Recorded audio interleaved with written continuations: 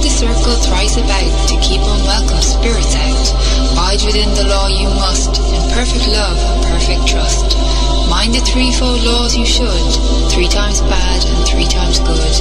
These 8 words the read fulfill, and ye harm none, do what ye will.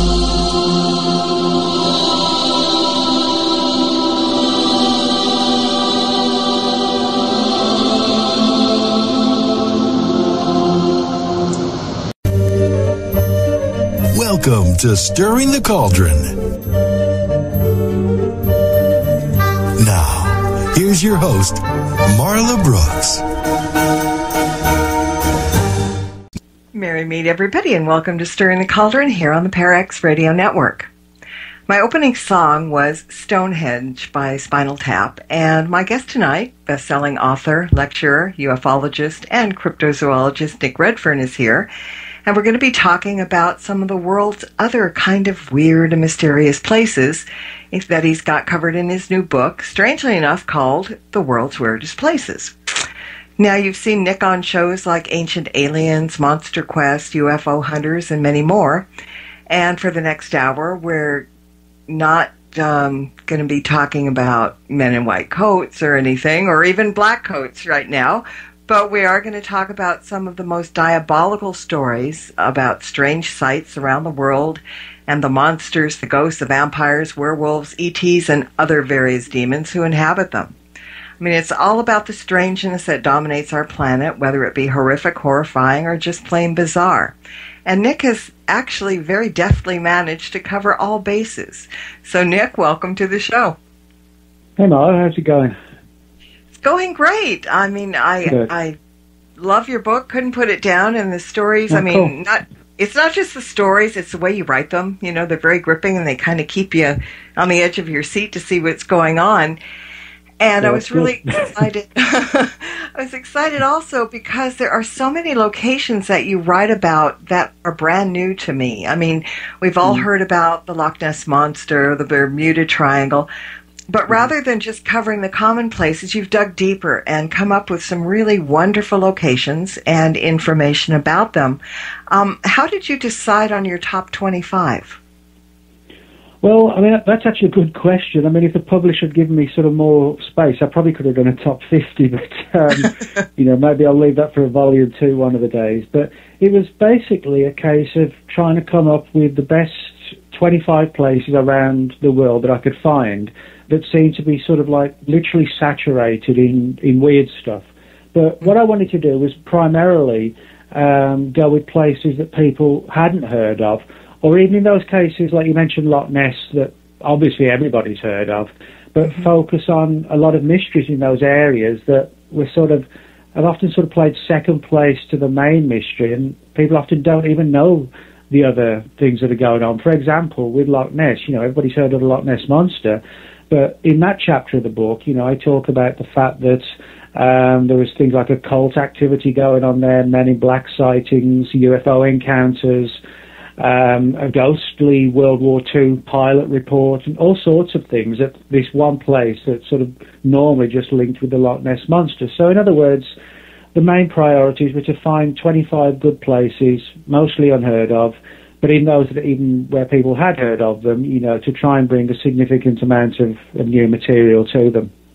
Mm-hmm. And that's, you know, you write kind of the same way I do. I go looking for the things that get overlooked and that people may not know. So actually they're reading something new about something old. And I think that I love the digging. I love the exploring and finding those things out. I mean, that's part of the fun, if there is such a thing called fun about writing books. But just investigating. Well, you're right. I mean, that's for me. I enjoy sort of the road trip angle of, you know, sort of hitting the road and investigating stuff. And that's why some of my books, you know, not this one, but some of them, I sort of write them in first-person road trip style. This one sort of more just, you know, relating the cases and the stories. But yeah, for me, that's the fun part. You know, I guess a lot of people don't sort of see the other part, which, you know, I'm not complaining, but it's very different, you know, when you're sort of hunkered down in front of the laptop for like 4 months solid just writing the book, you know, with sort of 8 to 5. That's what I tend to try and keep sort of 8 to 5 hours Monday to Friday, so I can have a normal social life, at evenings and weekends. And but that when you have the exciting bit, then it's sort of you're constantly just banging on the keys for 8 hours a day, Monday to Friday, for 6 months or whatever. So. Yeah, and the beauty is when you find something new and interesting. I mean, with me, I just light up. I think, oh, wow, this is very, I get all excited about, So that really helps. It keeps us amused as well in the process. Well, that's right, yeah. And I think, for me, if I didn't have that sort of excitement and enthusiasm and passion or lost it, I'd do something else, because it's like, what's the point, for me, writing a significant amount of it has to be because you want to do it. If you're just cynical or just view it as just a job, then you might as well do anything, because if your heart's not in it, what's the point, Exactly. Well, one of the locations in the book that fascinated me and kind of scared me at the same time is the Devil Gates Dam in Pasadena, California, which is literally a stone's throw from where I live. And it has some very demonic overtones, a connection to Aleister Crowley, to NASA's Jet Propulsion Laboratory, a man named Jack Parsons, who, for those that don't know, was one of the founding fathers of American rocketry. And, it's very close to the Pasadena Suicide Bridge, so people in that area know that area as that, but it's also a home to the invoked demons that Crowley and Parsons managed to conjure up. So, wow, right in my own backyard. How did this all come? Let's talk about this a little bit, because I'm not going to drive by there anytime soon now. Well, this is sort of an interesting place, because, a lot of people assume that the world's weirdest places would be in sort of remote mountain ranges or forests in the middle of nowhere, or mysterious lakes in some faraway land. Devil's Gate Dam is just outside Los Angeles. It's pretty much in the middle of Pasadena. But it's one of these places that, I guess, unless you really live there and know the history, even, people from the area don't know the entire aspects of the story. But basically, Devil's Gate Dam is sort of at the base of almost like a basin, sort of hidden in Pasadena, where when you find this huge dam in Pasadena, which basically supplies water to the people of the city, right behind it, there's sort of like this basin-type area, which you can sort of follow your way down this steep and dusty pathway, to where by the time you reach the bottom, from the surface, you're sort of maybe 200 feet down, and it's sort of populated by thick trees and sort of winding rivers and streams and surrounded by hills. And it's because, it drops down so steeply and deeply, the attendant surrounding noise is cut to a minimum. So it's almost like a little hidden valley is probably the best way to describe it, in Pasadena. And as you walk through it, you eventually reach the back of the dam, and this place that's called Devil's Gate Gorge. And Devil's Gate Gorge is like a rocky outcropping behind the dam, which looks like a side profile of a demon. I reproduce a picture of it in the book, and it looks like where you have like a horn and then a protruding forehead and eyes, nose, and chin. So that's why it's got this devilish name attached to it. But what's interesting is that, as well as this rocky formation, its reputation, if you like, as an area of high strangeness isn't just provoked by this rocky outcrop. You mentioned Jack Parsons. Jack Parsons, was, as you rightly said as well, was arguably one of the fathers of American rocketry, and certainly without him, NASA itself wouldn't have developed in the way that it did. And to demonstrate how sort of revered that Parsons is even in NASA to this day, he actually has a crater named after him on the moon. It's not everybody who can claim that. But Parsons was really the driving force behind the Jet Propulsion Lab, which is the other side of Devil's Gate Dam. He also set up his own company, the Aerojet Corporation. And the Aerojet Corporation, who long after his death, of course, made the solid rocket boosters for NASA's space shuttle aircraft. So in other words, he was someone with a very good, solid background in rocketry that, his reputation continued for years. But he was also a very keen disciple of the great occultist Aleister Crowley. And Parsons did all sorts of weird invocations out at Devil's Gate Dam, actually, for the most part, to try and successfully ensure, rocket tests and flights that would proceed properly and without any problems or accidents, etc. So it was a kind of a case of doing these invocations to ensure everything went well. He actually used to invoke the god Pan, the Greek god Pan, to try and ensure a successful flight. And this was at the same time when he was under the employ of the U.S. Army, the military, with a top-secret clearance. And the military just kind of rolled its eyes at him because they recognized he was an expert in rocketry. But they took the view that, well, whatever he does in his free time is his business. And that was everything from, invoking sort of strange entities from faraway worlds and wild orgies in Pasadena and you name it, he got up to it, And so in that sense, he was sort of a very intriguing character, an alternative one, but somebody who the military recognized as it was important to get on board. Now, a number of researchers have suggested that Parsons' presence at Devil Gate Dam and, his sort of reverence for Aleister Crowley kind of led to the creation or the amplification, if you like, of a very negative paranormal atmosphere in the area. Now, you also mentioned Suicide Bridge, this bridge which is actually very close to the dam. It's known locally as Suicide Bridge because today, sort of barely a century after it was built, more than 100 people have now thrown themselves to their deaths from the bridge. Yes. It was actually built before Parsons moved to the area, so we can't blame all the early ones on him. But there's this theory that, maybe he opened or widened, some sort of negativity to allow it to come through, where things just got worse. And, I mean, you could argue, this does get into controversial areas, but in the 1950s, there were a series of very disturbing child killings in the area. I mean, any, child killings are going to be, and murders are going to be disturbing, but there was a whole series of them, possibly many as 20 or 25, and a man named Mac Ray Edwards confessed to some of them, and he finally killed himself in prison the night before Halloween in 1970. What's interesting is that on Halloween itself, the Jet Propulsion Lab actually pay homage to Parsons, and they hold this little Halloween party where they bring out all these mannequins dressed as Parsons and his colleagues and they sit them around and have a party with them, And that sounds bizarre, but that's what the JPL does even today, every Halloween. So, in other words, this entire area around Pasadena and Devil's Gate Dam is just steeped in sort of occult and supernatural strangeness. Yeah, and it's one place that you don't hear about too much. Like I know, obviously, about Suicide Bridge, but never knew there was a dam there, nor the history of that dam and the things that are going around it. So that's quite very fascinating. Strange. Yeah, very strange indeed.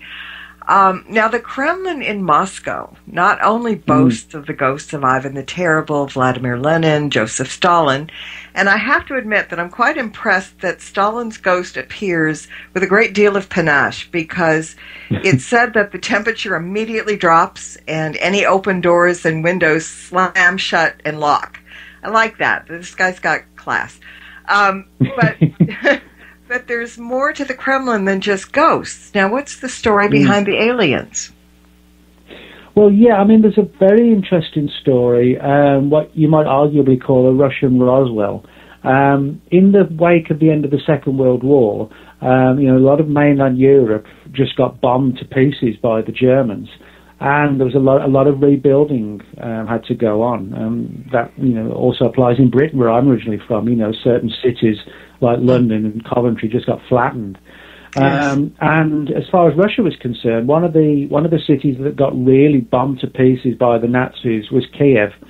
And there's a long-standing story about when workmen were rebuilding Kiev and sort of digging underground, to try and determine if the old buildings were still safe or the foundations were still solid, etc. but they came across this large cylinder-like object buried deep underground. And the first thought was, is it some sort of Nazi missile or rocket that failed to explode, which often does happen, a rocket won't explode as it should do, and it just lays buried underground because it went so deep through the impact and the speed. And so the initial thought was, well, let's bring in bomb disposal experts, which is what they did. And they realized then that this wasn't a missile or a rocket, the Nazis. There were no rivets on it, no seams, no bolts or screws or anything. It would just almost seem to be made of it made of metal, but kind of like a molded candle wax or something like that, just no way inside it. And then they realized they were dealing with something even stranger. So the story is that it was secretly transferred to the Kremlin and to a large bunker-type area way below it. Now, that part of the story, we can verify that there are these deep bunkers deep below the Kremlin, just in the same way that in most advanced nations in the world, when it became clear that the power of, the atomic bomb, and in the event of a Third World War, that, most cities and landscapes would just be pulverized, there'd be hardly anything left. But so the only way to have a chance of surviving would be to, hunker down underground for months or even years at a time. And so under Washington and the White House, for example, that they have secure bunker areas with massive doors, etc. So the idea that somewhere like a deep bunker below the Kremlin could actually play a role as like a storage area for a crashed UFO when it wasn't being used, for emergency purposes in the event of a war, that actually makes a great deal of sense.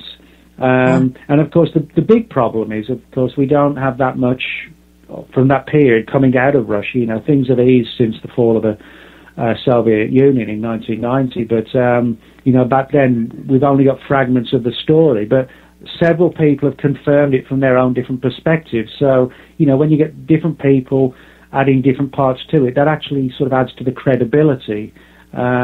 So I think something was found. The big question today, of course, is it still under the Kremlin? Some people suggest it is, others have suggested it was taken to a more secret place dealing with Russian rocket research. We just don't know, but one of the big themes is that it was held underneath the Kremlin for some time. So.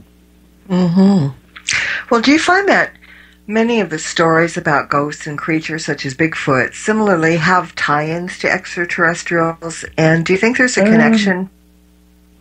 Well, I do think there's a connection in the sense that why I believe a lot of these places are so weird, where they seem to, like with Jack Parsons and Devil's Gate Dam and Loch Ness with so many different things going on, I think there's a good argument for saying that these places act as John Keel called them, window areas or portals, where possibly they allow for sort of doorways or rifts to exist between dimensions. Now, things like quantum physics today are permitting for the existence of things like multi-dimensions that may coexist with ours, and if you know the way to sort of jump from one to the other, almost like changing the frequency on a radio from one station to another. There are all these stations going on at one time, but you can only be tuned into one at any given moment. It's kind of like that. And so I think that the connection is that possibly there are portals or doorways in this area that some of these stranger entities, they can access our realm, if you like, from theirs in a fashion where they know how to do it. With us, I think it just occurs occasionally at random and maybe through natural means of physics and science that we don't understand yet. But maybe some of these creatures can do it at will, and that's why they're able to sort of jump in and out so quickly and have this kind of here 1 minute, gone the next kind of attitude, if you like. Yeah, and it's interesting that you say that because I was watching a show on TV last night that came to the conclusion that Bigfoots, or big feet, plural, are alien in nature because many people have seen them and then watched them completely vanish right before their eyes. Yeah. Yeah, I'm not sure I would call them alien in the sense of extraterrestrial, but I call a lot of these things alien in the sense that they're not from here. They're not natives. But I think, something that would be extra-dimensional, by definition, is not extraterrestrial, but it is alien in the sense that it's not from here. So I think that's an important point to make. And I think, we look at a lot of these weird animals and assume that, they look savage and primitive, so they're stupid.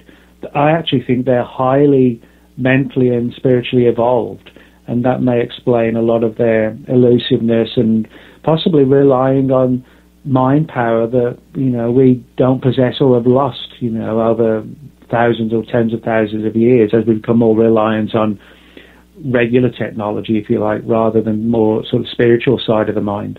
Mm-hmm. Yeah, and I always tend to go that route first before the scientific and everything else. But all part and parcel of being a witch. Well, it's like instinct. It's kind of like instinct that nobody really knows why instinct works, but it does.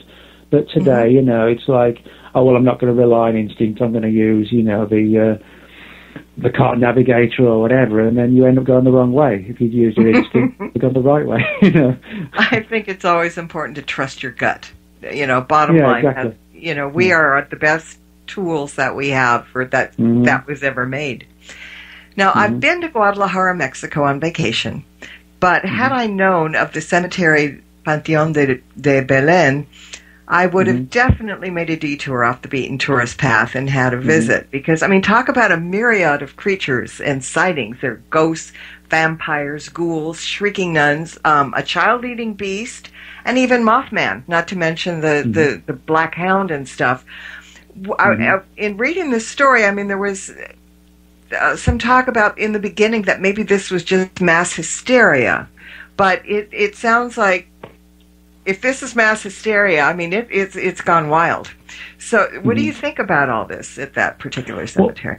Well, Panteón de Belén, a very interesting place. As you pointed out, it's a cemetery in Guadalajara, Mexico, and it's built in the late 1840s. It actually closed its doors just before the end of the 19th century, so it was only in use as a cemetery for about 50 years. But it's wide open to the public now because it's a very large and sort of picturesque place, and it has this reputation of being a very weird and haunted location. But what's interesting is that, most cemeteries, have a ghost or two attached to them. Panteón de Belén has numerous weird stories going for it. And some of them, aren't even ghostly. They're more sort of monstrous. There are a number of stories about how supposedly back in the 1800s, a local well-known beggar who lived on the streets was basically killed by a drunken gang one night and was buried in the cemetery, and then his ghost was seen roaming around in the immediate days afterwards. And he was sort of like, although he was a beggar, he was sort of a friendly, generous character and used to share pieces of food that people gave him, etc., with a lot of the stray dogs in the town. And the story is that when he was buried in the cemetery, that all the dogs basically just settled by his grave, and they would stay there at night, and then in the day, they go out and scavenge or whatever, and then go back to the cemetery at night. And there are a lot of stories today of people seeing what sounds eerily like the ghosts of the dogs that spent their lives with this old beggar. So, you have not only his ghost, but also these spectral hounds as well. Now, on top of that, there are a number of other stories of like a ghostly nun who supposedly had a disastrous love affair as a teenager, and all ended in death and tragedy, and that her sort of restless spirit haunts the cemetery. There's also a story of a pirate. It's almost like a definitive Jack Sparrow type pirate who, literally, kind of that imagery, who centuries ago supposedly buried some highly valuable treasure in the area, and his ghost haunts the cemetery. And the legend is that if you see him, he'll tell you where the treasure's buried, but the story is that he has these magical powers that a minute or so after he tells you, it all goes away from your mind, and you're forever cursed by the fact that you knew the location and it was wiped clean from your mind, so to speak. But there's also a lot of stranger stories, a very weird tale of vampire attacks in the area, of people being attacked and drained of blood, and by a literal Count Dracula type figure almost, sort of this shadowy, dark character that would lurk in the old alleyways and, winding streets late at night, and then attack bypasses going by the cemetery. So you've got a very big and wide variation of different things, sort of spanning ghosts that seem to span, back to the 1600s with this pirate, and right up to the dawning of the 19th century with stories like the beggar and the nun. And the fact that, cemeteries aren't that big period, but they're all sort of enclosed in this one area. Again, that's one of the reasons why it's become so legendary, because there's so much going on in one sort of small, clearly delineated place, if you like. Yeah, and to think, when I was in Guadalajara, the highlight of my visit was going to the open marketplace where one vendor was selling teeth. I mean, there was a huge thing of teeth, and that was my highlight of Guadalajara. And look what I missed. That's a good reason to go back. So it's a better reason to go back, that's for sure. Unless you need new teeth. Well, they didn't look like anything I'd want to. No, never mind. So, have you been to some of these places that you write about? Yeah, in the book, there's 25 places. Of those 25, I've been to about 15. And what I did with the ones I hadn't been to was to rely on sort of good friends and colleagues who had been to them and speak to them and get their opinions and photographs and stories. Because, again, I felt, it's if you can, obviously do first-person investigations, but there were certain places, with the best will in the world and, with an unlimited budget, I would have gone to them. But, there was no way I could jet off to Russia and South America and then Australia. It would just break the bank, very quickly. But I had friends, for example, I talk about in the book, in Guyana in South America, how there's one particular remote area of jungle land which is almost like a Jurassic Park type place, with lots of reports of very strange presumed extinct creatures that might not be so extinct after all. And a friend of mine, Richard Freeman, who's a full-time investigator and writer on strange creatures, Richard went out there about 3 or 4 years ago, so I relied on his research for that chapter. And coincidentally, a year or two after that, he went to the Caucasus Mountains in Russia, where there's tales of a Russian equivalent of Bigfoot called the Almasty. And as I said, Richard went there and extensively interviewed people and travelled around. So it was people like Richard and other people like that who I was able to rely on for those sort of 7 or 8 places that I wasn't able to get to, which is always a good thing, where at least somebody has done first-hand research as well. Exactly. So do you have a favorite story from the book? Do you have a favorite location that maybe you haven't been to but you really want to because you've learned all about it?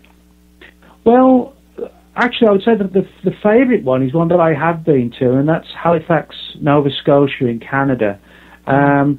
Halifax is sort of very sort of picturesque, ancient town. It actually reminds me a lot of the old towns in England, which haven't changed for centuries. You can almost imagine Charles Dickens or Sherlock Holmes, wandering around in the fog or whatever. That's kind of what Halifax is like. And one of the good things, it's almost got like a pub on every corner, which is always a good thing when you're from Britain. So. It's never a bad thing. Yeah. So, but I mean, for a small historic town, Halifax has a huge number of mysteries attached to it. For example, in the 19th century, in the immediate waters off the coast of Halifax, there was a massive amount of reports of sightings of so-called sea serpents, like giant long-necked creatures swimming in the waters, creatures anywhere in the length of sort of 50 to almost like 200 feet, which were reported by, captains and crews of ships and reported officially in the logbooks. And, we can still read those logbooks today and, hear these accounts of these massive serpent-like animals just sort of, cutting through the waves, etc. But on top of that, in the 1910s, specifically 1912 and 1918, well, 1912 was the year of the Titanic disaster just off Newfoundland, where, the Titanic collided with this iceberg and, there were just countless deaths. Well, of the bodies that were actually recovered, many of them were taken to Halifax because actually had a number of large mortuaries and morgues at the time where the bodies were all stored until they could be buried in the local cemetery. That's where many of the Titanic victims are buried.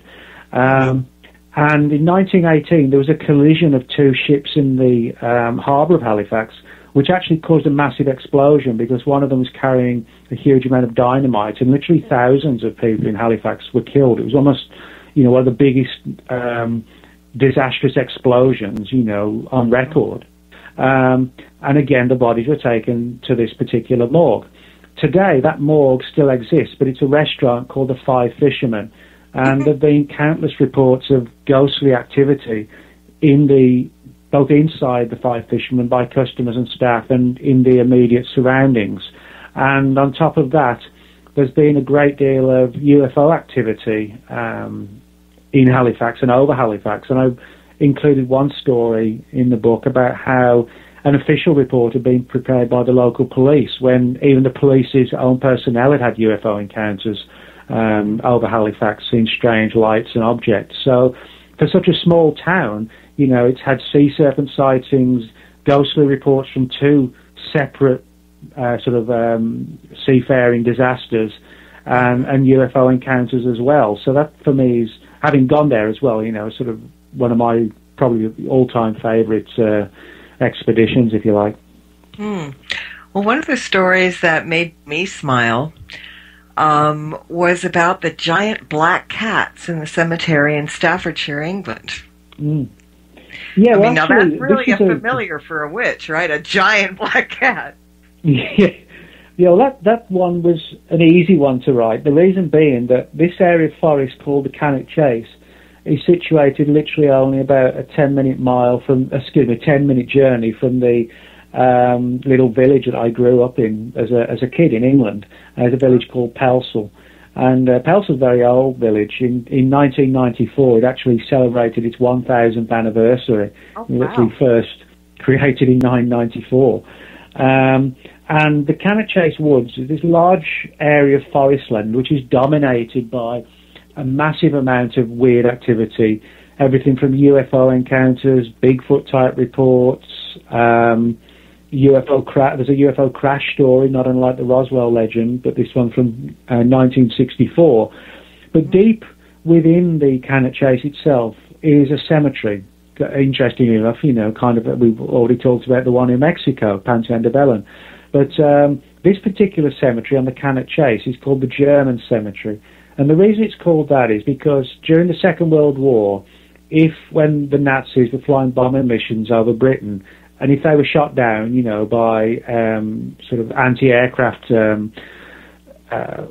guns, etc., from the British mainland, if they crashed in the UK and the pilots and crew were recovered alive, they were taken to prisoner of war camps in Britain. And if they died while they were still in Britain during the war, they were all buried, and the bodies were ultimately taken to this place called the German Cemetery.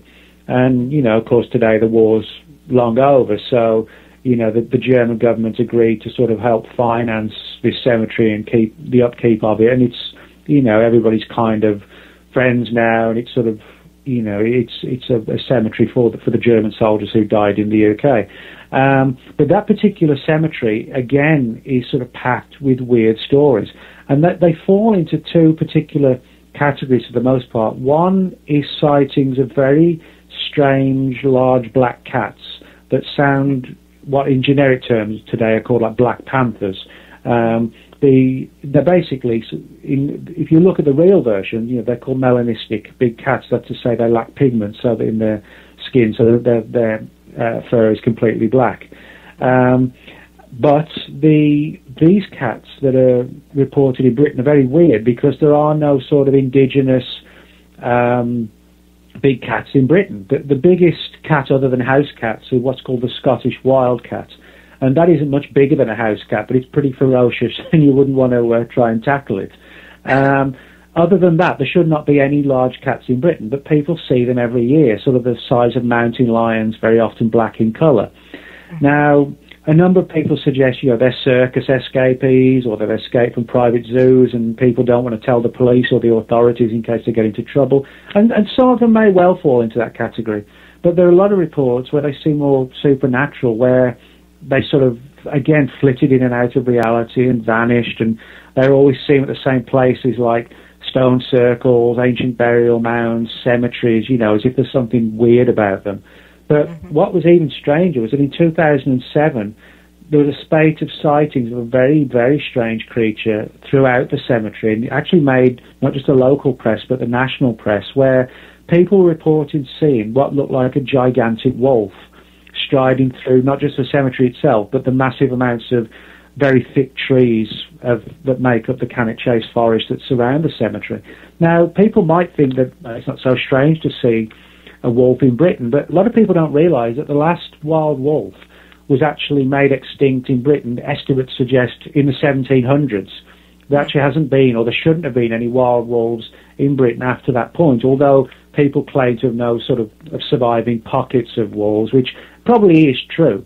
But what was weird about this particular wolf is that people said that when they saw it, that was weird enough in itself, or amazing enough in itself, but when it caught sight of the fact that the people watching it suddenly reared up onto its hind legs as if it could walk on 4 legs and 2, which gave it almost like a werewolf type imagery, this sort of bipedal creature with like a muzzle and pointed ears. And people got this, they all agreed on one thing, that for reasons they couldn't really understand, it gave off this malevolent atmosphere of like negativity and dread that kind of provoked fear in the people. And a lot of them said they felt like the animal was doing it deliberately to sort of warn them or just demonstrate that, hey, come and take me on if you think you can, good luck, so to speak. And this went on for about 4 or 5 months, and then the sightings and encounters just came to a sudden halt. But the eyewitnesses were very, very credible people, and, each of them said, well, I don't know what it was, but it looked like a regular wolf until it suddenly snapped its legs, almost as if it had kind of dislocated them, and then could stand up on its hind legs and just glared at them. And, I guess if you see that up close and personal, you're probably going to back away before it does, so, and that's what happened. So, very, very strange cemetery, and, if you go out there at night particularly, it's sort of doubly eerie then. It is. Now, you write about such scary stuff. What actually scares you? Nothing. No, I mean, joking aside, I mean, when I go on these investigations, I go and so if things happen, you come across, big footprints, like Bigfoot type footprints, or you hear strange howlings in the woods. I kind of get more energized and adrenalized, rather than look at it from a negative, bleak perspective. I'm like, well, we're getting close, that kind of thing. So, for me, I guess it depends on the situation. If you come face to face with an 8-foot tall werewolf with glowing red eyes 3 feet in front of you, that's a different situation. But, for the sort of things I've done where, yes, I've had some weird experiences, but I've not sort of, been confronted by something strange sort of 2 feet in front of me. For me, it is more of, it's the excitement, and it pushes me on further. That for me is the important thing. I guess some of the things that scare me are nutty politicians. That's probably the worst thing. Yeah, the real world's much scarier than... Yeah, some of the things in the real world are far scarier than, Bigfoot or werewolves. Speaking of Bigfoots and werewolves, Bigfoots, I don't know, plural, Bigfoot, never mind. You write about sea serpents, you write about Bigfoot, Mothman, dragon, a slew of other creatures. As a cryptozoologist who studied numerous cases, are you convinced that these creatures actually do exist? Well, yeah, I'm absolutely 100% convinced they do exist, but I'm not 100% convinced they're just unknown animals that science hasn't found yet. I think there's a lot of weird aspects to many of these stories. Again, they're sort of flitting in and out of reality and, being seen in areas where there's simply just not enough food, where attempts have been made time and time again to try and shoot them, but bullets never have any effect. They're often seen in the same locations as other paranormal phenomena. So collectively, when you put all that together, there's no doubt in my mind that there are thousands of credible witnesses to these creatures, but their sort of large-scale, overwhelming elusiveness makes me think that, they're sort of flitted in and out of our reality from these portals or doorways, however you want to term them. And if they are, then clearly they have skills or senses or, innate, inbuilt talents that we don't have, to where they can actually sort of negotiate them like we would sort of jump on a train on the London Underground or the New York subway system and get on and off. They can clearly do things we can't do. So they're real, but, it depends what your definition of real is, Exactly. All right, can we go to Bangalore, India for a while? Yeah. Very spooky city. Well, yeah, Bangalore is one of those places that most of the people who've read the book have said, or unanimously, pretty much everybody said, this is the one place I'd never, ever heard of. Bangalore is probably one of the spookiest places that I talk about in the book, because it's actually a massive ruined old city that dates back to the 16th century in the Indian state of Rajasthan. And it was, at one point back then, it was like this sprawling, huge, bustling city, with sort of temples, pavilions, marketplaces, palaces, homes, and literally, tens and tens of thousands of people. And today, it's typified by one thing, that it's totally uninhabited. It's like a ghost town, but on the size and scale of a city. Now, because it's all made out of stone, yes, there are parts of it that have crumbled and decayed, but it wouldn't take much, to rebuild it, and you could have a thriving, large community there. But the problem is, everybody is so fearful of living there and going back. And the reason being that these legends, there's several legends, they're all kind of different, but they all basically have one key scenario at heart.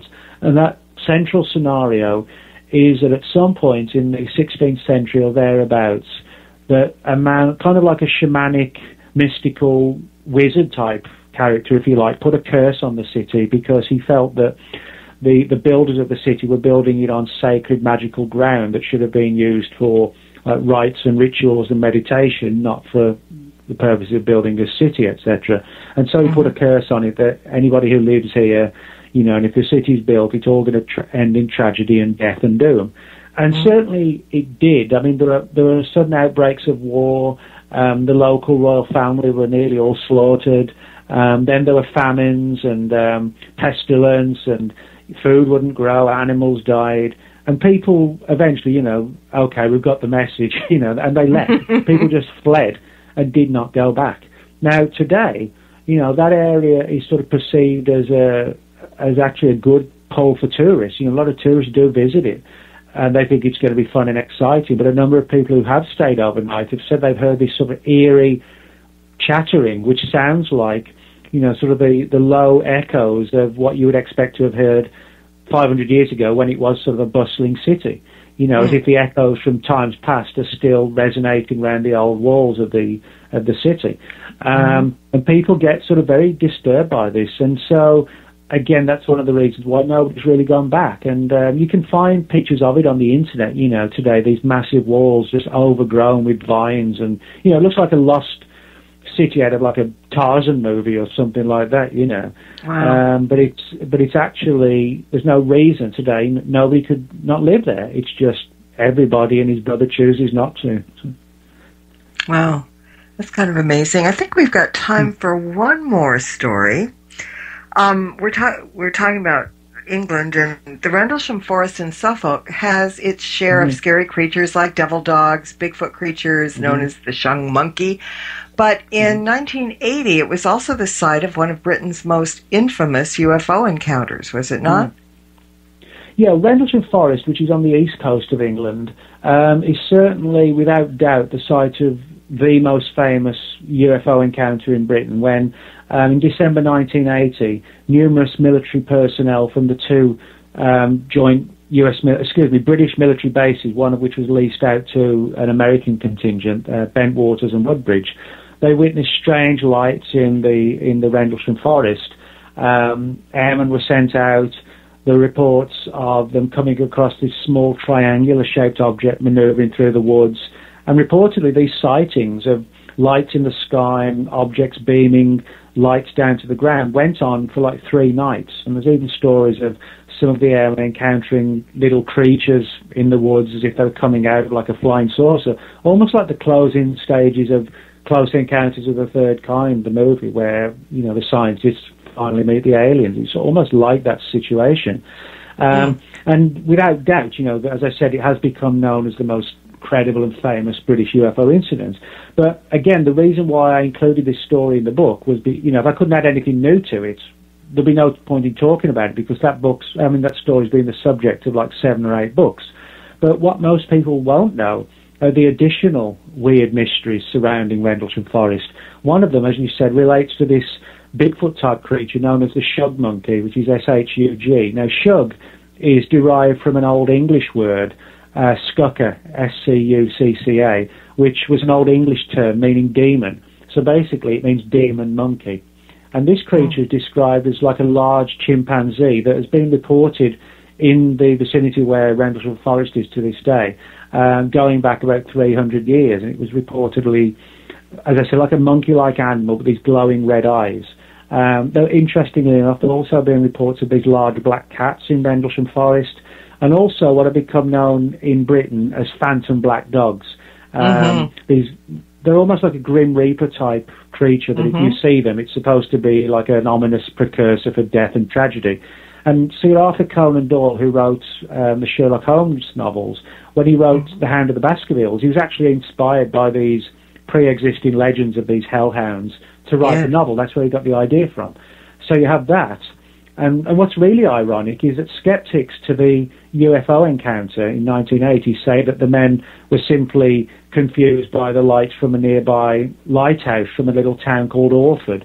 Well, what's really ironic is that in the 1100s there was a story from Orford about a hairy wild man that was supposedly captured in the area and held prison in the local Orford Castle, which is now pretty much in ruins.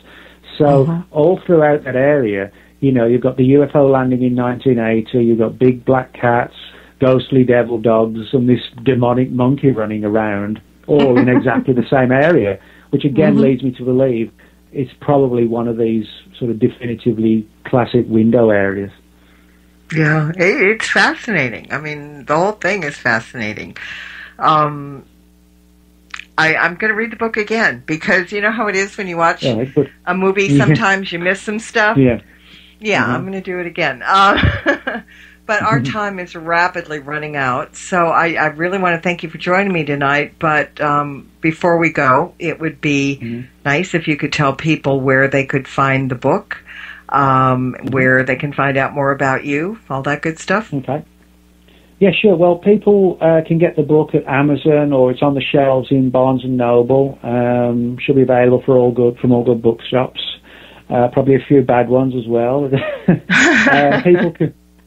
People can find me at Nick Redfern.m4v, FORTEAN.blogspot.com, or they can find me at Twitter and Facebook as well. And always pleased to chat with people, answer questions. You know, people want to share stories and you know, want some advice on something they might have experienced. You know, I'm always pleased to reply and chat with people. I'm not one of these sort of, you know, oh, don't talk to me, I'm an author. You know, I like to sort of, I like to hang out with people and, you know, share stories and whatever. So, yeah, just contact me with whichever, you know, they feels easiest. So. Well, you're easily found, and it was such a pleasure having you on tonight. I'd really like to invite you back at some point. You have a whole library of books that we can talk about. We don't want to go too much more into this book because then we'll give it all away. But if you can find some time down the line, we'll get in touch and we'll have you back. Yeah, just give me a call or find me an email, and I'll be pleased to come back on.